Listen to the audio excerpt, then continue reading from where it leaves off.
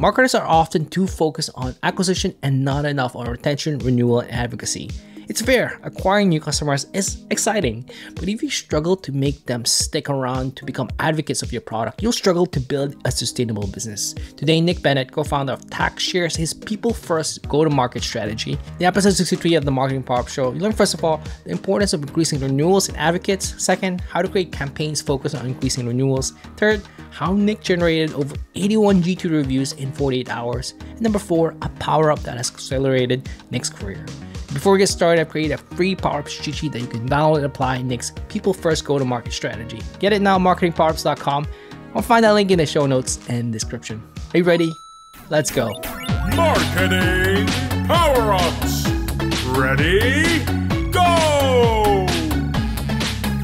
Here's your host, Rambly John. Nick, I'm super excited to be talking about people-first go-to-market model that you've been working with Mark. Maybe let's jump in. Like, how did it come about? Like, you and Mark were chatting. You were both working at the same company, and then I guess through conversation, they're like, "This is what we need to focus on." And did it just come about? Like, how did it come naturally, or did you workshop it through over time? Like, I'm curious how this model that you and him have been working on came about. Yeah. So he was actually the CMO of Airmeet, and I was on his team. And funny enough, like, I worked for Alyce before that, and Mark and I went to dinner. It was like October of like 2022, and we were talking about like, hey, future, like, what's next? He's like, hey, why don't you come like build out this like creator thing at Airmeet?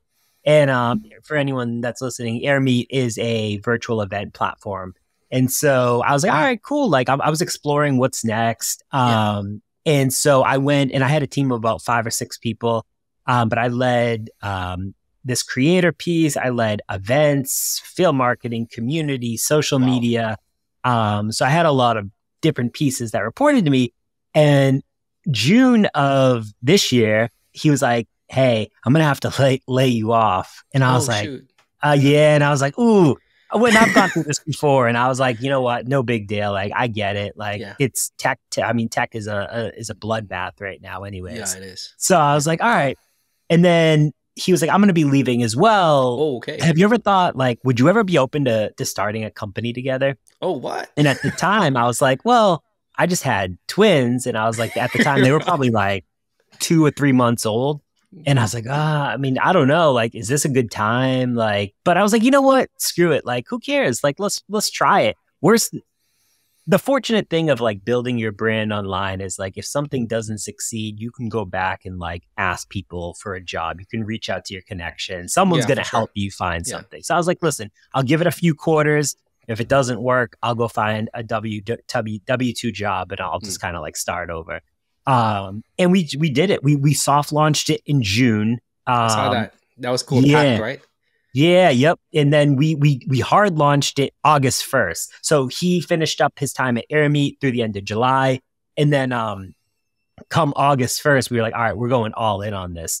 And so we actually rented we chartered a boat. A boat. Yeah. And we hired a video crew, and kind of we went out and like shot all this content of like what Tack is, what people first is, all that stuff, because we wanted to kind of like everyone. I mean, if you think about people first, like, you've probably been doing it a majority of your life, but like people just don't like connect the dots. And so if you think about a people first go to market, it's a pretty simple sentence. It's like a business strategy that uses relationships and partnerships to create, capture, and convert demand into revenue.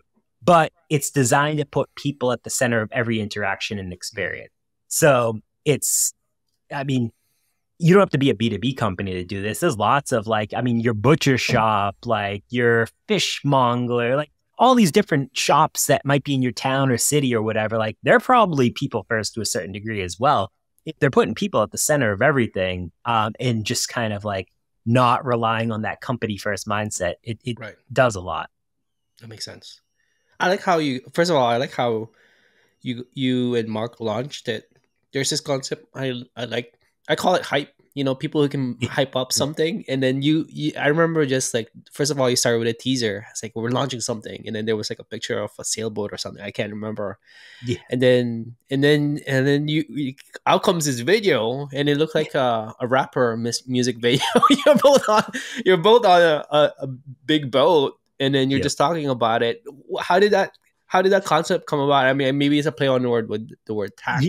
Yes, so it is, and I'm not a sailor. Like I didn't actually know what the name meant. Mark grew up sailing. He's from Newburyport, Mass. So like on the water, and so a tack is actually how you change like direction on a sailboat. So like when you put up the sails, you tack, and that's how you turn. And so it's like, all right, cool. The pressure on any business today is immense. And so you need to be able to tack in different directions. And so it's basically shifting like a tide shift, kind of like it is a model that's, again, very much focused on like partnering with software to partnering with people to grow. And so that's how you move. I've learned a ton about sailing, which is crazy. That's so good. And then the video around the sailboat, I'm guessing Mark was the one. It's like, let's hire a sail. Let's go get on a boat. Let's do this video. Let's yep. Yeah, it was his idea, and I was like, oh yeah, like it was literally a beautiful day to like be out on the water too, and like we were out there for like 3 hours, and it was just like so much fun to be able to just kind of like learn how to basically drive a sailboat, but two, like understand like what this all means and how it plays into like the larger story. That makes sense. I like that. That's, we don't see that I think we're seeing that more and more where people are thinking about like doing creative ways to launches. I'm seeing Mutiny do this where like they last Christmas they hired a rapper to sing like a song or, it's, I mean, maybe I think that's part of this model here. Yeah. Visually, I'm going to show it on the screen for people who are watching this on YouTube. It's like this circle, this loop with, community-led growth, member-led growth, and customer-led growth. Can you talk a little bit about like how? I mean, you don't have to go through every single one, but like, why this particular shape with this circle and how, how to essentially describe it. Yeah. So there's really like 7 go-to-market pieces that fall under like this whole people first thing, and so you have channels, you have offers. And they all kind of play a different way. So ultimately, what you want to do is using the 3 different types of channels, the 3 different types of offers, and an overall partnership strategy that kind of encompasses the entire thing. And so each channel is designed to create, capture, and convert demand at different stages of the customer journey. And the offer gives your business an infinite ways to create value and build trust with your buyers and customers. Now, each channel becomes more efficient when you partner with others. Like no one should go to market alone. Why? I mean, it's just think about that. It's like, it's like kind of like a loner. It's like, why not go to market with others? And so each channel should ideally be crafted through a partnership with either other people or businesses. And so partnering with people is like the heart of the model, which kind of wraps around the entire thing. That makes a ton of sense. I know particularly you wanted to chat around this customer-led growth concept. Let's dig into that and double tap into that. I feel like most marketing teams often focus on, this is something I think I saw on LinkedIn, how you mentioned that most marketing teams focus on acquisition and not enough on building those customer relationships and those renewals and advocacy. Is that what that piece means? Or like, I'm curious how you would define customer-led growth. Yeah, so we've actually put together kind of like a maturity model to a certain degree of like how we view customer-led growth. So when you think about like stage 1, the outcome that you're really trying to achieve through stage 1 is customers and adoption. You need customers and adoption before you get into all that other stuff. And so how can you identify the most engaged customers? How can you partner with them to share their stories, their examples, their successes, creating content together, education that ultimately is going to help other customers use more of the product? So like that's stage one when I think about it. Now, stage two takes it to, all right, cool. You have the customers, you have the adoption. Now, how can I focus on retention and advocates? So this is where like a customer advisory board might come into play, or like a voice of customer program. And you're going to partner with customers to really drive product innovation that's going to activate other audiences. So it's like you're designing all of these marketing campaigns and these offers that feature your customers. I mean, it's like it plays into that whole like net revenue retention number, all those things. The third piece, now that you have retention, you have advocates, you have customers, you have adoption, is how do you take your advocates one step further? So it's like the outcome is advocates and referrals, because the referrals is going to fuel the net revenue growth there. And so it's like, how can you build tiered customer programs? How can you build different experiences for different segments of customers across your go-to-market team? I don't know, maybe it's enterprise, maybe it's commercial, whatever it is. Maybe you're hosting a flagship summit event for your customers. Right. Maybe you're building a model that's going to predict renewal and referrals. You can do a lot when it comes to like customer-led growth. The important thing is, when you think of like the tenets that like make up customer-led growth, there's really 4 that come to mind to me. Value first, reciprocity, voice of customer, and deeper education. So like those are the things that make up customer-led growth. Now, what are the components that drive those tenets ultimately? Customer stories, references, reviews. I know we talked about like G2 reviews. I've done this before. Advisory board, product training, customer examples. So like all of those things, the components plus the tenets make up like what customer-led growth is. I love how you describe the stages. That's how you naturally would build a deeper relationship with a friend. You know, first you would like, hey, let's hang out. The next thing you know, like, let's go on a trip. And then next thing you know, it's like, hey, bring your other friends so that they can, I guess, have a bigger group of friends. I'm not entirely sure. I think that's kind of the maturity.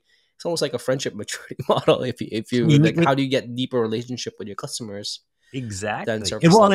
And that's the thing. Relationships are at the center of everything. I mean, you know, people buy from people. Like this is the way forward. So that makes a ton of sense. And you're talking about the different pieces here. If you were to advise a company who is just starting with customer-led growth, I guess the first step is like, hey, let's focus on adoption. What kind of stuff would you advise them around customer education to educate them around the product? Or I'm curious what your approach is for a company who's never done any kind of customer related marketing. So I did this at Alyce, actually. So I took over customer marketing there for a short period of time. And so what I realized was we had a really strong relationship with our admins that, again, they knew all the features. They were talking to CS. But the thing is, just because they're the admin of the account, what about all the users within the actual account itself? Like we literally weren't sending them emails. Like they didn't know anything unless like the admin told them specific stuff.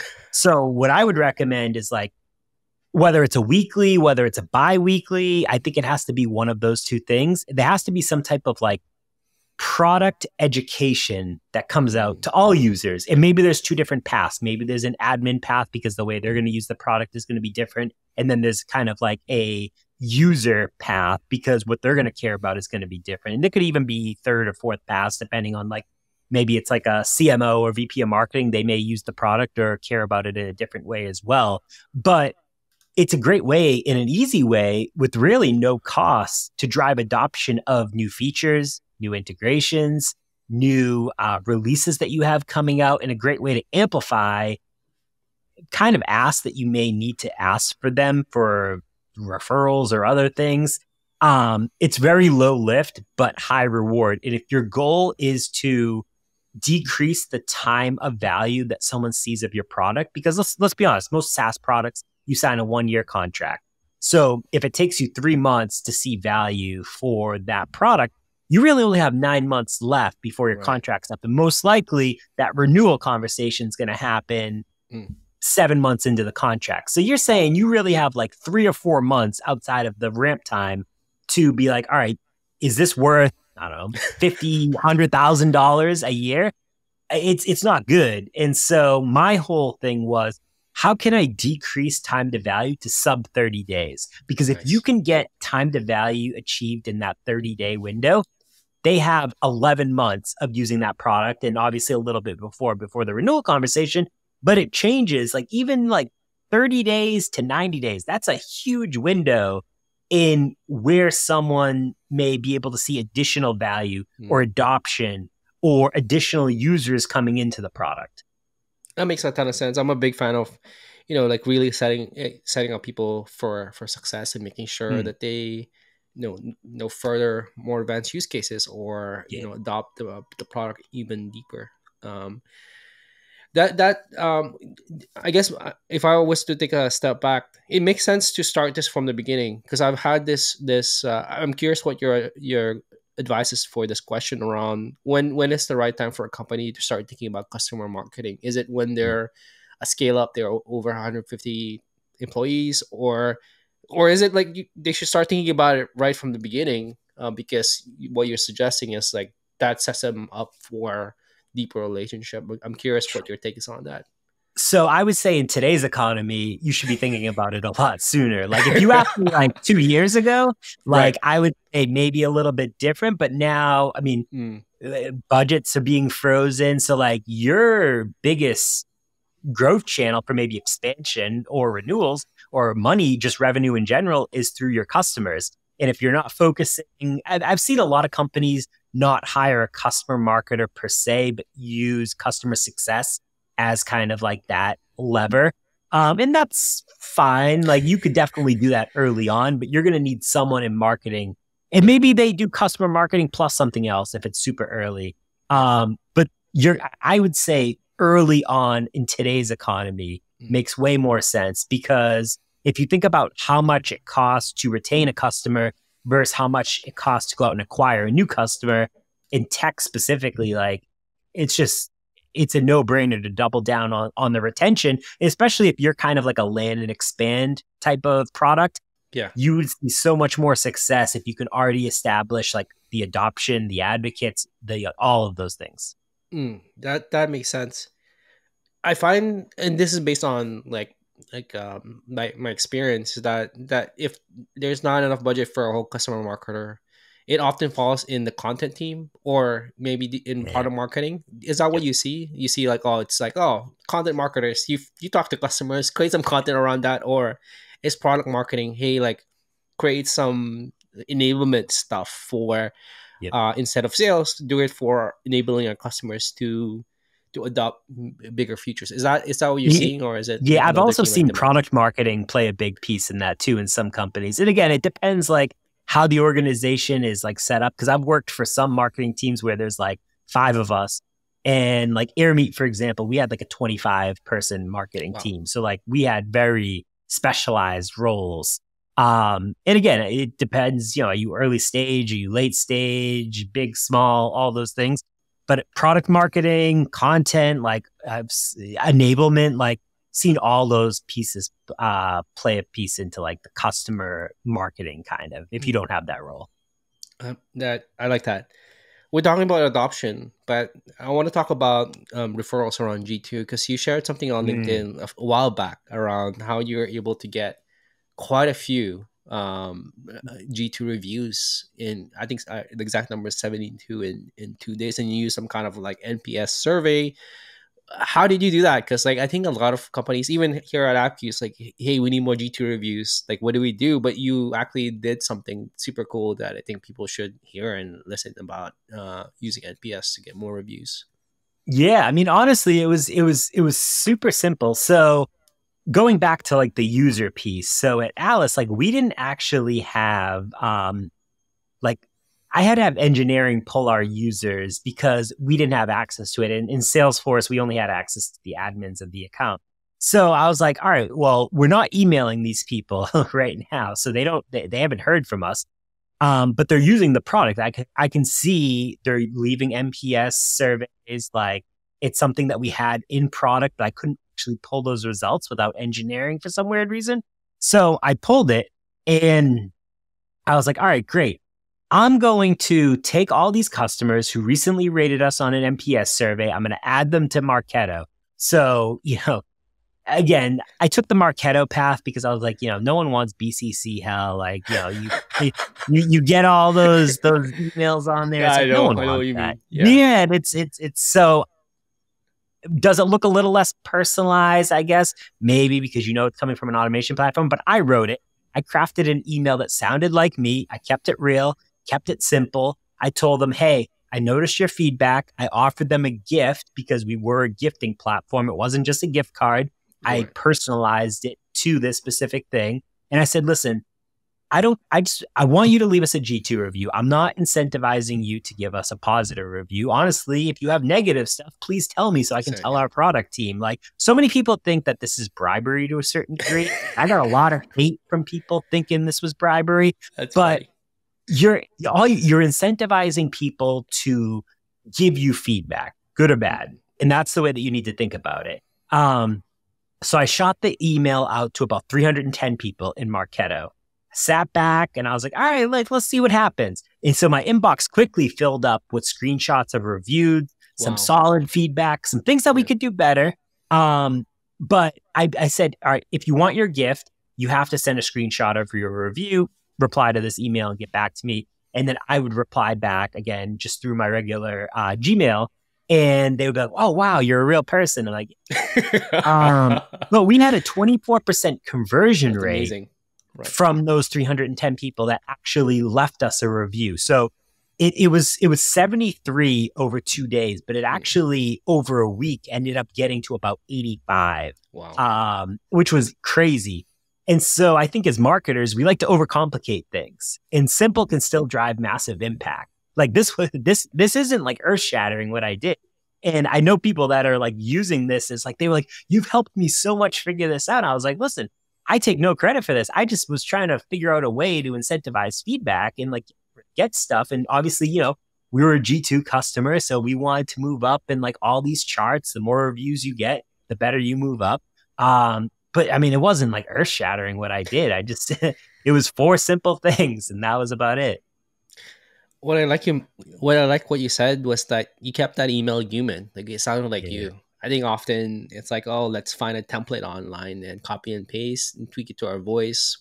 But you're like, how do I make this sound like I'm asking a person, which goes back to what we've been talking about, how, it's about building a relationship with that. And I'm guessing that was not the first time that they've heard from you before. So they know the name Nick, right? It wasn't like, who the heck is Nick? Who's messaging me? Would that be a fair assumption? Yeah. And I mean, as a user of the product, like I was brought on to so many customer calls, so many prospect calls, because I was a field marketer. So like in event marketer, customer marketer, I knew the pains that these people were trying to solve because I was trying to solve them for 10 or 11 years. And I was like, listen, no salespeople need to join this call. Like, let's just talk marketer to marketer. And they valued those conversations so much. And I think more companies should lean into that human element, lean into like your subject matter experts. Like, why does a salesperson always need to be involved? Like, I was the salesperson to a certain degree. I didn't get paid like a salesperson, although I should have, because I closed a lot of deals, but I was doing it to drive the mission of the company. That makes sense. You're like an evangelist essentially of that company. I'm curious what your take is on. I'm seeing more and more companies pick an internal employee to be an evangelist. We saw this early with Dave Gerhardt with Drift, and Elena Verna with Amplitude, and different places. Is that something you would encourage to find? Like, it could be the founder, it could be somebody who is an expert in that space, to be the, I guess, not necessarily the face, but like an evangelist, internal evangelist of the product and the company. Yeah, so I actually did this at Alyce. Like that was part of my role. That was part of my role at Airmeet as well. So like I was kind of like the face of the brand. So like I would talk to customers, prospects. I would speak at the events. Again, when you're a user of the product, it makes it a lot easier. And like you are the ICP. But I think the next wave that we're going to see is these B2B companies are going to start to leverage internal creators to drive like huge impact in 2024. We have the external creators, people, and there's obviously a difference between creator and influencer, but I think there's a lot of creators, content creators that work within these companies that the companies need to figure out how to leverage them. And I'm not saying that like, hey, go pump like company content because you shouldn't do that, but go tell your story, because you'd be surprised at how much revenue and impact you can drive just by evangelizing the category or what you stand for, that ultimately is going to drive impact to the business because they're going to see where you work. That makes sense. You're writing a book, or like I think you've written a book around this. Am I crazy? So I'm writing a book. Yeah, Nice. It's in the process. It's coming Cool. out summer of 2024. And then the title is B2B influencers. It's basically B2B influencer marketing and how to use it within marketing to drive like maximum leverage. Interesting. That's super cool. And it's not just internal influencers there you're talking about. You're also talking about like tapping into finding people who are influenced in that space, I'm guessing. Exactly. Because that's, I think, whether you call it influencer marketing, creator marketing, whatever, like companies are going to start to leverage creators because, let's be honest, a lot of these channels are saturated. You have to turn to additional people that have the trust and authority that you want to tap into. And so I think we're already seeing early adopters in 2023. In tech specifically. I think in 2024, we'll see even more. I think by 2025, we'll see mass adoption in tech within this whole creator economy. That makes sense. It's something that we've started exploring this quarter at AppQs. And what the genesis of it was around how our organic has taken a hit, especially with like AI and search. And like, we need to find like a new channel. And it was like, okay, who is like the voice? So we sponsor like Andrew Kaplan, who's like a voice around user onboarding and other folks with that. So I think you're totally correct with that. Like when things are changing so much in like search and things are saturated with ads, like it's getting more expensive. Like who do you go to? You go to people who own their audience and people who have a list, who trust their voice for that specific thing. And I'm seeing a trend more also with those influencers, like Kevin Indig or Orlando Verna, they're posting up about the product right in LinkedIn. Is that, I've only seen that like the last 6 or so months. Is that something that you're going to see more and more going forward, or is that like, oh, this is I truly think, like, I'm betting my entire career that this is like the path forward. Like, I'm literally all in. Like, we built our own for Tack. We built our own media network. So we have a media network that runs on Audience Plus right now. And so we have 5 shows that are currently on it. We're bringing on 20 shows in Q1. Wow. That are going to power. So like we're making it a place where creators come, and not only creators come, but then brands are going to want to come and partner with these creators. So it drives a whole monetization model around creator brand on an owned media network. That's super cool, man. I'm super excited for that feature. And when did you say that book is coming out? Where can people sign up for it? Yeah, so if you go to tacknetwork.com, it's actually live now. So I have a show on there called Creators Gonna Create. There's a couple other shows on there, but we're going to be bringing on a lot of shows that already exist, plus other shows that we're building out under this umbrella. And for the shows that already exist, we're doing it because it's an additional channel for distribution for them. And for us, we leverage SEO to drive growth of the network overall. That's super cool. And then your book is on this website as well, or is it like? So that will come in. I don't really have that anywhere right now. It'll be summer of 2024. But if you, I have a few creator 101 guides coming out. So like I have this 12 chapter ebook that's like, hey, if you're a creator, if you want to figure out the very start, it's very tactical. There's resources in every chapter. That's coming out like the second week of January. I'm going to probably give it away for free. And then I have a 201 and a 301 as you kind of progress as a creator, coming out in like February and March, leading up to the book. That will be on your website. Yeah, exactly. It'll be on the website, and then it'll be on my LinkedIn as well. Nice. Awesome. Well, thank you for that. Let's shift gears. Yeah, that's been fun talking about people first go-to-market model and customer-led growth. I want to talk about career Powerups. For you, you've been in marketing. You said you've been marketing many years. In Alyce, Airmeet, now you're at Tack. what's helped you in your career, like accelerated? It could be community, it could be people, it could be a tactic. I'm really curious as to what's powered up your marketing career so far. I would say building relationship like horizontally and vertically within an organization. So as a marketer, for example, you're not only building your relationships with your marketing peers, but you're also building it, with executives within other departments. Like marketing, lots of times wants to stay siloed to what they do. But the only way you can truly grow is like having relationships with sales, CS, product, engineering, finance. Like you've got to like be able to be okay with building relationships outside of that. Because one, you'll never know, hey, these people might help you for, say you get laid off. They might be able to help you, and like that relationship that you build might go a long way. Or if you need something as a marketer, I've had this before where it's like I needed a little bit extra budget approved, and finance loved me and was able to help me out. And again, it's the whole people first mindset. Like relationships are everything. And so in your organization, you've got to be able to build it, both vertically and horizontally.